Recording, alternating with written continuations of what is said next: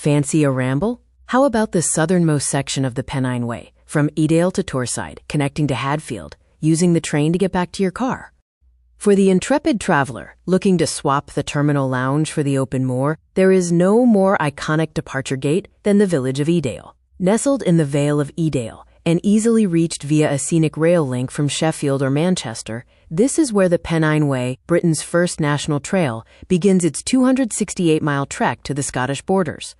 The first leg to Hadfield via Torside is an 18-mile introduction that proves northern England can be every bit as dramatic as the Alps, provided you've packed a sturdy pair of boots and a decent waterproof. Leaving the comfort of the old Nag's Head, the path meanders through lush Derbyshire sheep pastures before the real work begins at Jacob's Ladder. At the summit, you are rewarded with the wind-whipped grandeur of the dark peak. The highlights come thick and fast as you skirt the western edge of the plateau.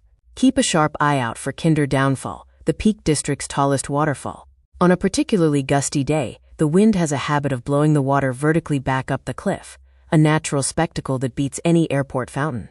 To your left, the Kinderlow Trig Point marks your proximity to the highest ground in the county, offering panoramic views that, on a clear day, stretch across the Cheshire Plain to the Welsh Mountains. The second half of the day brings a shift in atmosphere as you cross the Snake Pass, a road more famous for winter closures than summer strolls, and head on to the wild expanse of Bleaklow. This is perhaps the most atmospheric stretch of the entire trail, a remote moorland that feels a world away from the 21st century. Navigational caution is required here, though the presence of the B-29 overexposed air crash site, where wreckage still litters the heather, serves as a poignant reminder of the plateau's unforgiving nature and poor visibility. The final descent into the Longdendale Valley offers a stunning visual payoff, with the deep blue waters of the Torside and Woodhead reservoirs appearing like a mirage against the dark heather. The path drops steadily through Torside Clough, trading the rugged peat for the welcome shelter of woodland. As you reach the shoreline of Torside Reservoir, you've completed what many consider the toughest opening day of any British trail. There may be no duty-free shop at the end, but the sense of achievement is a far better souvenir.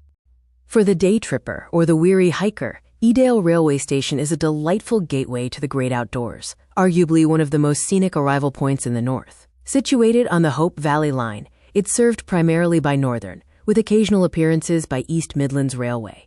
On weekdays and Saturdays, services to Manchester Piccadilly are remarkably frequent for a rural outpost, typically departing once an hour.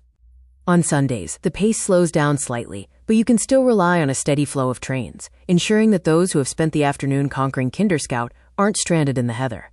From Torside, turn off the Pennine Way and take the Longdendale Trail, part of the Trans-Pennine Trail, which takes you along the trackbed of a former railway line to Hadfield Railway Station.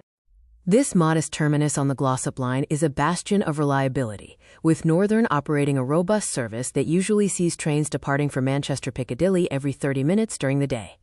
It's a classic commuter-to-country link where the journey time is a predictable 40 minutes, taking you from the urban sprawl of the city to the crisp air of the Derbyshire hills with remarkably little fuss. If you're driving, you can either park on street in Hadfield or in the pay and display car park near Edale Station. £7.90 gets you 24 hours of parking there. As always, it is recommended to park where you want to end your walk and then catch the train to your start point. That way, you don't have a train journey ahead of you once you're exhausted from the walk. When traveling between Edale and Hadfield by train, you will need to change at Manchester Piccadilly. Trains run on both lines from early morning until late evening.